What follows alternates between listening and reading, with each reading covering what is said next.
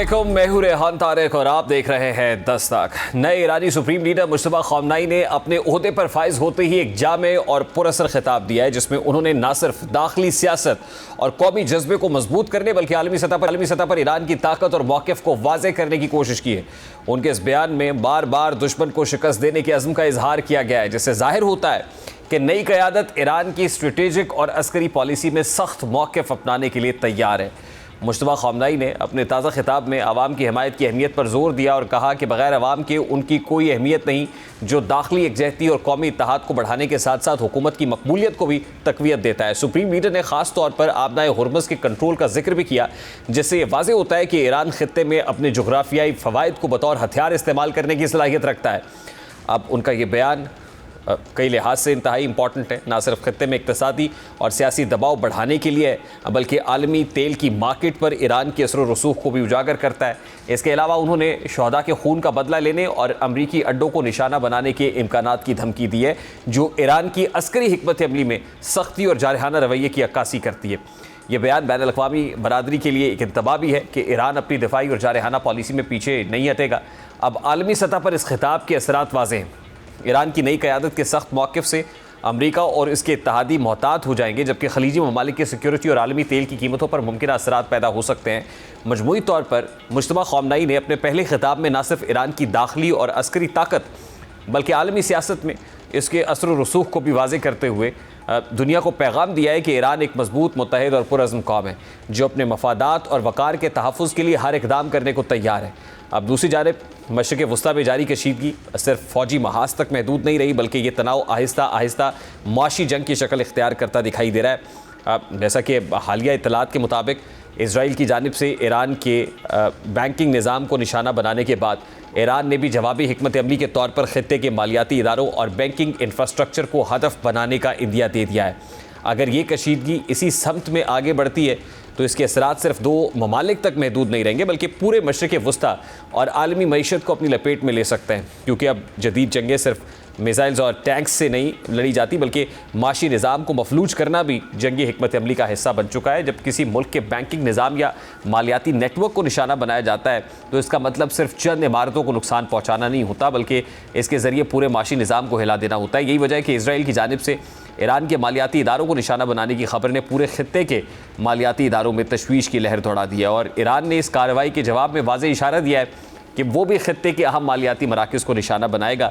अब देखा जाए तो खलीजी ममालिक इस हवाले से ख़ास तौर पर हसास हैं, क्योंकि यहाँ मौजूद बड़े मालियाती मराकज़ न सिर्फ इलाकाई तिजारत बल्कि आलमी सरमायाकारी के लिए भी इंतहाई अहमियत रखते हैं। लेकिन अब इसी खदशे के पेश नज़र खलीजी खित्ते के कई बड़े बैंक्स और मालियाती इदारों ने अपने दफातर बंद करके मुलाजमीन को वर्क फ्राम होम की हिदायत देना शुरू कर दी है। ये इकदाम बज़ाहिर एक हिफाजती कदम है, लेकिन इससे ये अंदाज़ा भी लगाया जा सकता है कि मालियाती इदारे किस हद तक मुमकिन ख़तरात को संजीदगी से ले रहे हैं। खलीजी ममालिक की मईशत बुनियादी तौर पर तवानाई की बरामदात, मालियाती खदमात और बैन अल-अक़वामी सरमायाकारी पर कायम है। अगर खित्ते के मालियाती इदारे अदम तहफ़्फ़ुज़ का शिकार हो जाते हैं तो फिर इसका बराह रास्त असर कारोबारी सरगर्मियों पर पड़ सकता है, और बड़ी बैन अल-अक़वामी कंपनीज़ के लिए सबसे अहम चीज़ माशी इस्तेहकाम और सिक्योरिटी होती है। अगर किसी खित्ते में बैंकिंग सिस्टम या मालियाती इंफ्रास्ट्रक्चर ख़तरे में नज़र आए तो फिर सरमायाकार फ़ौरी तौर पर अपनी सरमायाकारी रोक देते हैं या इसे महफूज इलाकों में मुंतकिल करेंगे। यही सूरत हाल अगर खलीजी ममालिक में पैदा होती है तो इसके असरात बहुत वसी हो सकते हैं। जैसा कि UAE और सऊदी अरेबिया इस वक्त मशरिक़ वस्ता के सबसे बड़े मालियाती और तिजारती मराकज़ में शुमार होते हैं। यहाँ दुनिया की बड़ी कंपनीज़ के इलाकाई दफातर मौजूद हैं और अरबों डॉलर्स की सरमायाकारी जारी है। अगर जंगी सूरत हाल के बाइस बैंकिंग सिस्टम मुतासर होता है तो मालियाती इदारे गैर यकीनी सूरत हाल का शिकार होंगे, और ये सरमायाकारी के लिए भी बहुत डैमेजिंग होगा। सरमायाकारी रुकने का मतलब ये होगा कि तरक्याती मंसूबे सुस्त पड़ जाएंगे, नई मुलाजमतों के मौके कम हो जाएंगे और माशी सरगर्मियों में वाज़ेह कमी आ सकती है। खलीजी ममालिक की मईशत गो कि तेल की आमदनी से मजबूत है, लेकिन गुज़श्ता दहाई में इन ममालिक ने अपनी मईशत को मुस्तहकम बनाने के लिए बड़े पैमाने पर सरमायाकारी की है। सयाहत, टेक्नोलॉजी, फाइनेंस, लॉजिस्टिक्स जैसे शोबे इसी हिकमत अमली का हिस्सा है। ऐसे में अगर खित्ते में माशी अदम इस्तेहकाम पैदा होता है तो ये तमाम मनसूबे मुतासर हो सकते हैं। इस सूरत हाल का एक और अहम पहलू आलमी मईशत से जुड़ा हुआ है। खलीजी ममालिक सिर्फ इलाकाई मईशत नहीं बल्कि आलमी तवानाई और मालियाती निज़ाम में भी कलीदी किरदार अदा करते हैं। दुनिया की बड़ी सरमायाकार कंपनीज़ और मालियाती इदारे खलीजी खित्ते में बड़े पैमाने पर इन्वेस्टमेंट्स करते हैं। अगर उन्हें ये एहसास होने लगे कि खित्ता माशी और सिक्योरिटी लिहाज से गैर महफूज हो रहा है तो वो अपनी सरमायाकारी रोक सकते हैं। या फिर इसे दूसरे खित्तों में मुंतकिल कर सकते हैं, जिसके असरात आलमी सतह पर भी महसूस किए जाएंगे। ये बदलती हुई सूरत हाल है, डेवलपिंग सिचुएशन है, इस पर बात करेंगे। इस वक्त शकील रामे साहब माहिर इक़्तिसादी अमूर है, हमारे साथ मौजूद है। अस्सलाम वालेकुम शकील रामे साहब, बहुत बहुत शुक्रिया, thank you very much for your time. अभी जो सिचुएशन नज़र आ रही है और ख़ास तौर पे जो सिचुएशन जैसे डेवलप हुई है, उसमें मुश्तबा ख़ामनई का जो रीसेंट स्टेटमेंट है, जो रीआइटरेट कर रहा है कि वो किसी भी सूरत पीछे हटने को तैयार नहीं है और आबनाए हुर्मुज़ को एक जोग्राफिकल जिस पोजीशन के ऊपर है उसको स्ट्रेटिजिकली यूज़ करने की इस वक्त अहलियत भी रखते हैं और करते हुए नज़र भी आ रहे हैं, और बहुत सारे स्टेक्स हैं ज़ाहिर है ग्लोबल इकॉनमी के भी इससे। तो अगर इसी तरह से रेजिलियंस का मुजाहरा करते रहते हैं और फिर दूसरी तरफ से जो इजराइल ने मालियाती निज़ाम को चोक करने की बात की, तबाह करने की बात की, और रिस्पॉन्स में ईरान भी बात कर रहा है, तो ये बैन अल-अक़वामी मईशत के लिए किस हद तक ख़तरनाक होगा? इसके क्या रिपरकशंस देख रहे हैं आप? जो आपने 3-4 मसाइल की निशानदही की है, एक तो ये है कि जो जोग्राफिकल एडवांटेज है उसको ईरान यूज़ कर रहा है। देखिए, ये तो उसने यूज़ किया है, मगर वो अपने अपोनेंट्स के लिए यूज़ कर रहा है। इसमें जो उनके फ्रेंड्स हैं लाइक चाइना, रशिया या दो दूसरे ममालिक के जो इस किसी तरह भी इसका ऐसा नहीं है, उनके लिए उसने ऐसी कोई कदगन नहीं लगाई। तो ये एक चीज़ तो ये है। दूसरी चीज़ आपने जो बात की है बैंकिंग सिस्टम की, देखिए अगर ईरान का जो स्टेटेड पॉलिसी है वो ये है कि जहाँ से जो कि रीजन में जिस अड्डे से उनके ईरान पे हमला होगा वहाँ पर रिटेलिएट करेंगे। तो ये जो उनके बैंकिंग सेक्टर पे हमला हो रहा है वो इज़राइल से हो रहा है, ना कि खित्ते से हो रहा है। अगर जो खित्ते से हो तो वो अपनी पॉलिसी को बेशक फॉलो करेंगे, मगर अगर उनके खित्ते में से उनके बैंकिंग सेक्टर पे हमला नहीं हो रहा और वो खित्ते में ही जो दूसरे ममालिक के साथ, या जिस तरह आपने बात की या यूएई की, सऊदीया की, कतर या कौन भी और ममालिक उन पे हमला करता है या उनके सिविलियंस पे यानी कि साइड्स पे हमला करता है, तो ये क्या कहती है ईरान का जो उनका पॉलिसी है उससे डिपार्चर होगा, जो कि उसने अभी तक मेंटेन किया कि हम सिर्फ वहाँ रिटेलिएट करते हैं, यहाँ से हम पे हमला होता है। अगर ये इस पर डिपार्चर होगा तो इसके यहाँ पर उनको जो पॉजिटिव नज़र आ रहे हैं उसमें नेगेटिव भी बहुत ज़्यादा होंगे, क्योंकि जो एक मुस्लिम कंट्रीज़ में जितना भी है या रीजन है या बाहर, वहाँ पर एक सेंटीमेंट था, चलो जो हमला हो रहा है वो उन्हीं साइड्स पे हो रहा है जहाँ से उन पे हमला हो रहा है, तो उनके जो सेंटीमेंट सब के सब ईरान के साथ है। तो इन सेंटीमेंट्स को भी दचका लग सकता है अगर ईरान अपनी इस पॉलिसी से डिपार्चर करता है। और दूसरी बात यह है कि अगर हम पास्ट में देखें तो ईरान का जो मेजर बिजनेस हब रहा है जब फाइनेंशियल ट्रांजैक्शंस के लिए वो यूएई रहा है। अब मुझे नहीं पता कि अब उसका क्या स्टेटस है, क्या अभी भी वही उनके लिए ट्रांजैक्शन करता था, अगर उसको भी हमला करते हैं तो फ्यूचर में क्या वो दोबारा उसको ट्रांजैक्शन क्या उसको हब बना सकते हैं या नहीं बना सकते। तीसरी बात जो है कि जिसके बाद जो कि आप बात कर रहे हैं कि इसके एक्सपेंशन वार की यानी कि एक्सपेंशन भी हो सकती है रीजन में। देखिए 2-3 चीज़ें हैं जिसको हमें बेसिकली मद्देनज़र रखने की ज़रूरत है। जो कि चाइना की हम बात करते हैं, जिस पे अभी जो हम सारी दुनिया बात करते हैं, जी चाइना सपोर्ट कर रहे हैं या रशिया सपोर्ट कर रहा है, या इस तरह 2-3 ममालिक की जब बात करते हैं तो चाइना का 54% जो क्रूड ऑयल है वो रीजन से आता है, मिडल ईस्ट से। अगर ईरान इस पर इंसिस्ट करता है पूरे खित्ते को यानी कि उसकी लपेट में आ जाता है, क्या कहते हैं कन्फ्लिक्ट में, तो चाइना ने अगर सिर्फ हरमोज़ यूज़ नहीं करनी, उसने वहाँ से क्रूड ऑयल भी ख़रीदना है। अगर वहाँ ममालिक पे यहाँ पर अब जिनकी आप बात कर रहे हैं कि उन पर अगर क्रूड ऑयल में प्रोडक्शन पे मसाइल होते हैं तो ईरान को हरमोज़ का क्या फ़ायदा। इससे एक चीज़। दूसरी बात यह है कि यही यहाँ से जो है दुनिया में यूरिया की भी बहुत बड़ी ट्रेड होती है, फास्फोरस की भी बहुत बड़ी ट्रेड होती है। ये दोनों वो चीज़ें हैं कि जो कि खाद बनाने के काम आती हैं। अगर खाद का यानी कि बिज़नेस भी मुतासर हो रहा है, अगर हम देखेंगे एक ये सिचुएशन प्रिवेल करती है तो दुनिया में फूड सिक्योरिटी का चैलेंज भी क्रिएट हो सकता है, क्योंकि आपकी जो मेजर जो खाद की यानी कि बनाने की चीज़ें हैं वो वहाँ से आ रही हैं। तो ये जो चीज़ है, ये एक जो अब जो मुझे लगता है, जो मुझे जब आप बात करें, ये इतना आसान नहीं होगा कि आप इस जंग को पूरा एक्सपेंड कर दें, क्योंकि आप जितने भी स्ट्रांग हों आपको अलाइज की ज़रूरत पड़ती है कि आपके साथ लोग खड़े हों। आप देख लें, आप इंडिया या अमेरिका की बड़ी चीज़ देख लें, आप इसराइल को देख लें, वो अपने आप को एक अपने आप को सुपर पावर समझता था, एक अपने आप को दुनिया का फाइनेंशियल गुरु समझता था। वो भी अब क्या कर रहे हैं, जब लोगों ने देखा कि नहीं ईरान के साथ ज़्यादती हुई है तो लोग ईरान के साथ खड़े हुए। इवन यूरोप में से तो अमेरिका की पोजीशन काफ़ी तक वीक हुई है। अब ईरान को भी उतना ही अब इन चीज़ों से सबक सीख के चलने की ज़रूरत है कि हमने जो अपने ऑब्जेक्टिव थे हमने शो किया कि हम रेजिलिएंट हैं। और मुस्लिम कंट्रीज़ में जो मुस्लिम लोगों के क्या कहते हैं कि उनके सेंटीमेंट थे वो ईरान के साथ है, आप जिससे मर्जी पूछ के देख ले, चाहे वो शिया है वह चाहे सुन्नी है, वो हम सुन्नी हैं तो हम भी उनके साथ बात करने की कोशिश करते हैं। ये जो चीज़ें हैं कि ये एक बड़ा अहम एलिमेंट है कि आपने अपनी पब्लिक सपोर्ट को भी इंटैक्ट रखना है, ना सिर्फ ईरान में बल्कि मुस्लिम कंट्रीज़ में भी। और मुस्लिम कंट्री में एक तो जब ये रखेंगे तो आपकी मॉरल आपका क्या कहते हैं कि हाई होगा। दूसरा ये है कि जब वो रीजन में किसी तरह का इस्तेहकाम होगा तो जो आपके major stake holder like China, उसका जाने कि जो मेजर ऑयल की प्रोडक्शन है वहाँ से आ रही है, वो उसकी सप्लाई लाइन अनइंटरप्टेड चलती रहेगी, तो वो भी आपके साथ खड़ा रहेगा। तीसरी चीज़ ये है कि ईरान का जो क्या है मोर देन 80% जो कि क्रूड ऑयल है वो चाइना को एक्सपोर्ट होता है। आपका भी जो सबसे बड़ा ट्रेडिंग पार्टनर है वो चाइना है। अगर आप इन ममालिक के सब के मफादात को भी साथ लेके चलेंगे, आपने जो आपका जो स्टांस है जिस पे आपको इतना ज़बरदस्त सपोर्ट मिल रही है, चाहे चाइना है, रशिया है, पाकिस्तान है। पाकिस्तान देख लें, हर फोरम पे, दुनिया के हर फोरम पे खड़ा होकर कहता है हम उन चंद ममालिक में हैं जिन्होंने खामेनी के रहमतुल्लाह की क्या कहते हैं कि उनकी शहादत पे हमने अफसोस किया खुल्लम खुल्ला। हमने उनके नेक खामेनी को हमने वेलकम भी किया, हमने कंडेम भी किया इसराइल को और यूएसए को, मगर हम ये भी चाहते हैं कि खित्ते में अमन रहे और खित्ते में जंग ना जी बिल्कुल शकील आबिद साहब, हमारा यकीनन जो ये सब अपनी जगह, डिप्लोमेटिक रिलेशंस अपनी जगह, लेकिन एक बहुत बड़ा इम्पैक्ट जो है वो इकोनॉमिक इम्पैक्ट है और वो हमारे यहाँ भी महसूस किया जाने लगा है। अब तो पेट्रोलियम मसनूआत की कीमतें बढ़ने की सूरत में एक आम आदमी ज़ाहिर है बड़ा तंग है, फिर हम इस ट्रेड डेफिसिट की सूरत में, करंट अकाउंट डेफिसिट की सूरत में भी ये भुगतेंगे, फिर एक्सटर्नल जो फाइनेंसिंग है उस सूरत में भी एक्सटर्नल डेट बर्डन भी बढ़ता हुआ नजर आएगा। फिर IMF का प्रोग्राम एक बहुत बड़ा स्टेक है हमारा, अभी तो स्टाफ लेवल जो एग्रीमेंट है उस वो जो है उस लिहाज से भी अभी तक जो कोई मस्बत खबरें नहीं आ रही हैं। तो इकोनॉमिक जो इम्पैक्ट और हिट है उसको हम समेत रीजन कितनी देर तक रेजिस्ट करने की कैपेसिटी रखता है सर?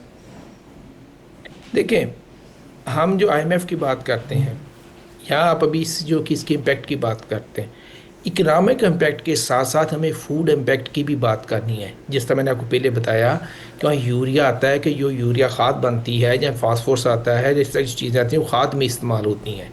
जब खाद नहीं मिलेगी, फर्टिलाइजर्स नहीं मिलेंगी एग्रीकल्चर को, तो आपकी प्रोडक्शन जाएगी और आपका एक साइकिल जो है कि एग्रीकल्चर प्राइसेस का वो आसमान को छुएगा। अभी तो हम बात कर रहे हैं सिर्फ इकोनॉमिक इम्पैक्ट की, हमें इसमें थोड़े अरसे में हमें फूड इम्पैक्ट की भी नज़र आनी शुरू होगी। आपको याद होगा जब यूक्रेन और रशिया की वार शुरू हुई थी, उसके बाद भी फूड प्राइसेस किस तरह बेतहाशा बढ़ी थी। उससे ज़्यादा बड़ा इम्पैक्ट आने का अब ख़तरा है कि जो वार चल रही है रीजन में। तो हमें सिर्फ इकोनॉमिक इम्पैक्ट में नहीं, हमें इसके यानी कि फूड के इम्पैक्ट पे भी बहुत ज़्यादा ध्यान देने की ज़रूरत है। यहाँ आप इकोनॉमिक हिट की बात करते हैं, देखें हर मुल्क वो जो उसकी किटी होती है, उसके रिजर्व्स होते हैं, वो डिटरमिन करते हैं कि हम कहाँ तक इसके यानी कि शॉक को ऑब्ज़र्व कर सकते हैं। अभी हम अपने फॉरेन रिज़र्व की बात करें या हमारी यानी कि क्या कहते हैं कि अपनी इकोनॉमिक स्ट्रेंथ की बात करें, तो हमारे लिए बहुत ज़्यादा टाइम नहीं होगा क्योंकि हमारे रिज़र्व कम है। मगर एक चीज़ है कि जो हमें बहुत ज़्यादा एज देती है बाकी ममालिक के हिसाब से, वो है हमारी production sector, agriculture production, food production की कैपेसिटी।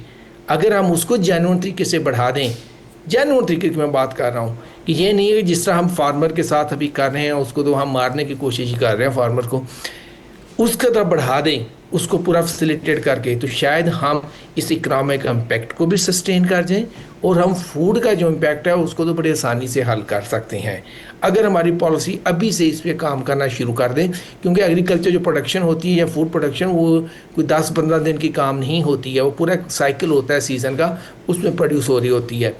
तो जी मैं इसी पे आ रहा हूँ, ये तो एक लॉन्ग टर्म सोल्यूशन है जिसकी आप बात कर रहे हैं। अभी तो हमें क्राइसिस मैनेजमेंट करनी है, ये डैमेज कंट्रोल करना है, उसका क्या तरीका है?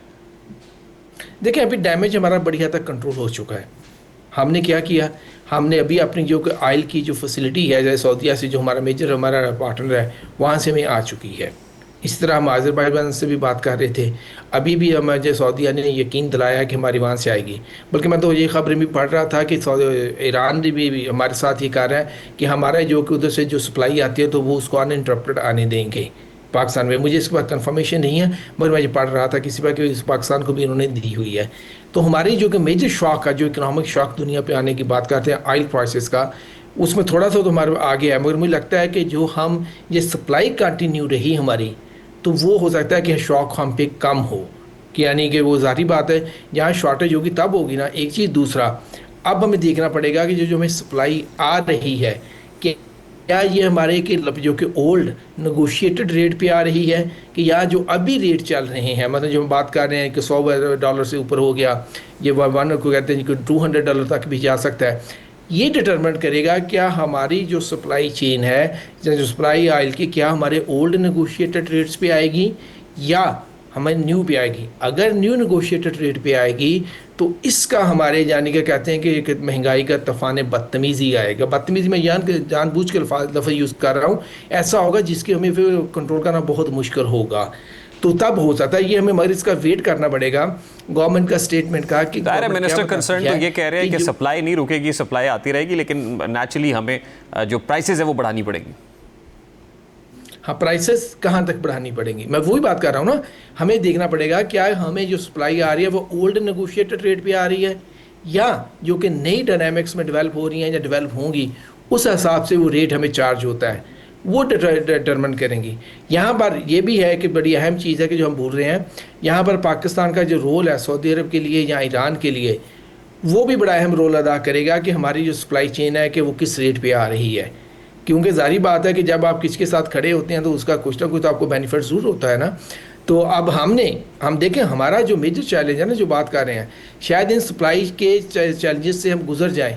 हमें IMF और इंटरनेशनल मालियाती अदारों की तरफ से चैलेंज आने का बहुत बड़ा ख़तरा है।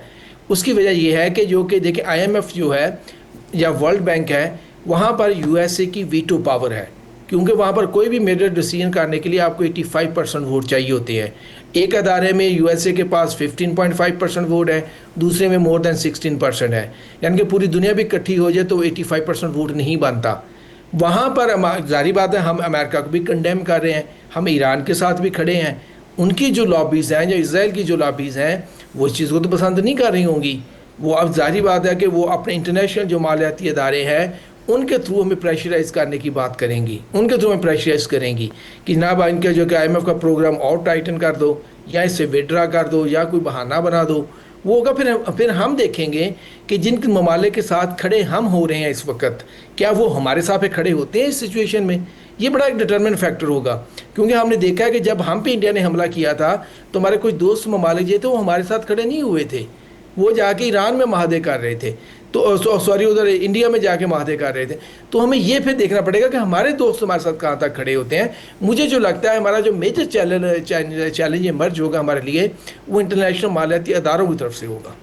ठीक, and you rightly pointed out Shakeel Ramay साहब, I have to take a break here. बहुत बहुत शुक्रिया आपके वक्त के लिए। माहिर कुछ साथी पूर्व शकील रामे साहब हमारे साथ मौजूद थे। लेट्स टेक अ ब्रेक के बाद वापस आते हैं।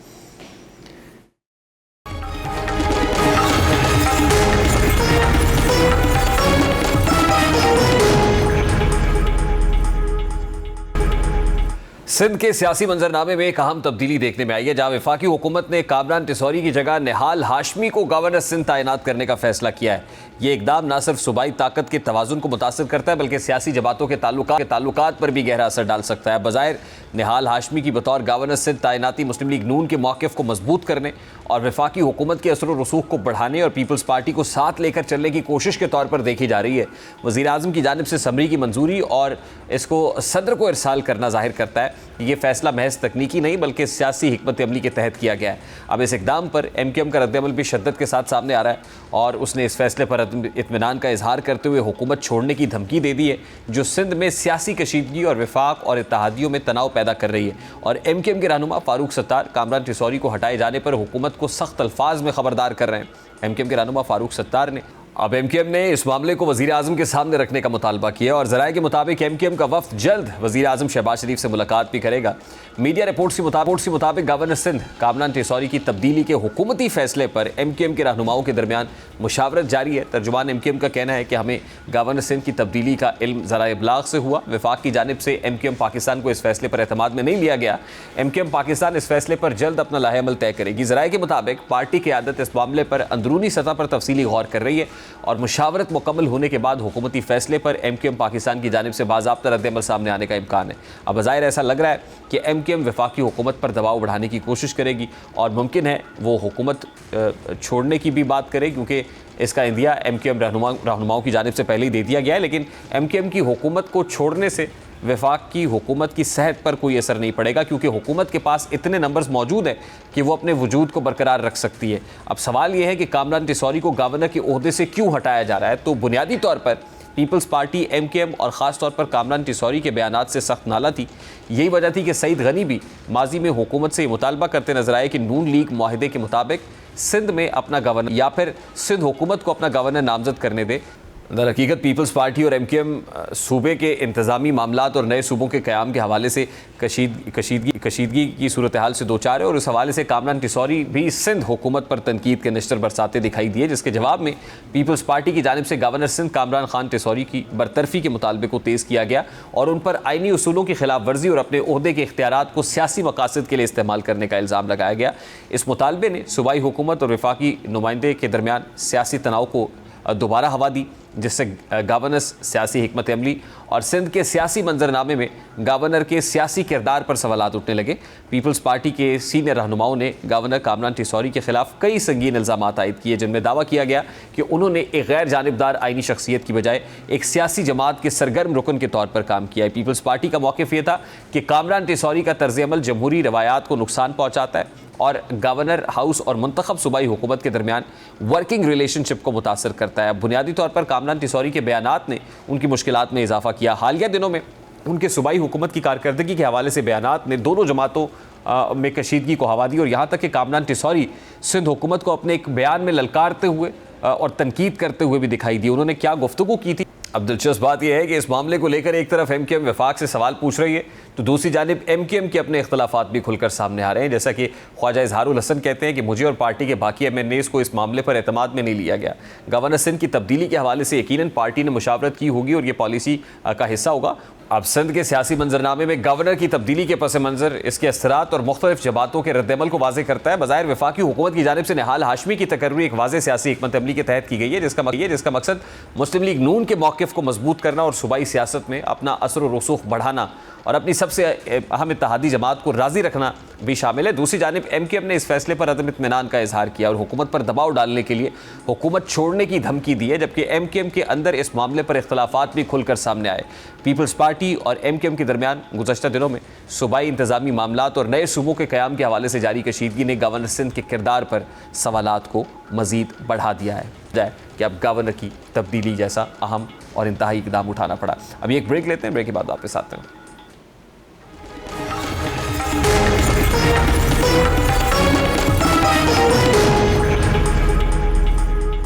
खुला मैन होल एक और इंसानी जिंदगी निकल गया। लाहौर के इलाके रायवंड में पेश आने वाला ये अफसोसनाक वाक़या महज एक खबर नहीं बल्कि हमारे माशरे की इज्तिमाई गफलत की दर्दनाक तस्वीर है, जहाँ 2.5 साला मासूम बच्चा फ़हद, जो अभी ज़िंदगी की दहलीज पर कदम रख ही रहा था, एक खुले मैन होल में गिरकर अपनी जान गंवा बैठा है। पुलिस के मुताबिक गटर की सफाई के लिए मैन होल का ढक्कन हटाया गया था और इसे दोबारा बंद करने की जहमत नहीं की गई, और इसी लापरवाही ने मासूम फ़हद की ज़िंदगी का चिराग गुल कर दिया। ये वाक़या सिर्फ एक ख़ानदान का नहीं बल्कि पूरे माशरे का सानहा है, क्योंकि एक छोटी सी एहतियात एक कीमती जान को बचा सकती थी। ये सवाल आज फिर शिद्दत से उठ खड़ा हुआ है कि आखिर कब तक हमारे शहरों में ऐसे हादसात रूनुमा होते रहेंगे। खुले मैन होल, टूटे हुए सीवरेज सिस्टम और शहरी इंतज़ामिया की गफलत अब मामूल बनती जा रही है। अक्सर सड़कों, गलियों और बाज़ारों में ऐसे मैन होल देखने को मिलते हैं जिनके ढक्कन या तो गायब होते हैं या फिर आर्जी तौर पर किसी पत्थर या लकड़ी से ढाँप दिए जाते हैं। ये सूरत हाल सिर्फ बच्चों के लिए नहीं बल्कि हर शहरी के लिए ख़तरा बन चुकी है। लेकिन अफसोस की बात यह है कि जब तक कोई हादसा ना हो, मुतल्लिका इदारे मुतहर्रिक नज़र नहीं आते। इस सानहे ने एक और हकीकत भी बेनकाब कर दी है कि हमारे निज़ाम में एहतसाब का फुकदान है। गो के DIG ऑपरेशंस फैसल कामरान ने वाक़े का नोटिस लेते हुए मैन होल खुला छोड़ने वाले 2 अफराद गिरफ्तार कर लिए हैं, लेकिन असल सवाल ये है कि क्या सिर्फ चंद गिरफ्तारियाँ इस मसले का हल हैं? ऐसे वाक़यात के बाद वक्ती कार्रवाइयाँ तो ज़रूर हो जाती है, लेकिन कुछ दिनों बाद सब कुछ फिर पहले जैसा हो जाता है। यही वजह है कि पाकिस्तान के मुख्तलिफ शहरों में हर साल कई अफराद खुले मैन होल या नाकिस सीवरेज निज़ाम की वजह से जान से हाथ धो बैठते हैं। बहरहाल इस दर्दनाक साने का सबसे तकलीफ़देह पहलू वो गम है जो फ़हद के वालिदैन के दिलों में हमेशा के लिए रह जाएगा। एक माँ के लिए इससे बड़ा सदमा क्या हो सकता है कि उसका मासूम बच्चा चंद लम्हों में उससे हमेशा के लिए जुदा हो जाए। वो बच्चा जो शायद अभी ठीक से बोलना भी नहीं सीखा था, वो अपने घर की दहलीज से बाहर दुनिया को देखने निकला तो उसे ये मालूम नहीं था कि बाहर उसके लिए मौत घात लगाए बैठी है। अब इस हकीकत को तस्लीम करना होगा कि शहरी सहूलियात की जिम्मेदारी सिर्फ हुकूमत या बल्दियाती इदारों तक महदूद नहीं बल्कि माशरे के हर फर्द की भी है। अगर किसी जगह मैन होल खुला रह जाए या खुला हुआ है तो इसे फ़ौरन बंद करना है, कम से कम मुनासिब हिफाजती इंतज़ाम करना ज़रूरी है ताकि इस तरह के सानेहात से बचा जा सके। अभी एक ब्रेक लेते हैं, बाद वापस आते हैं।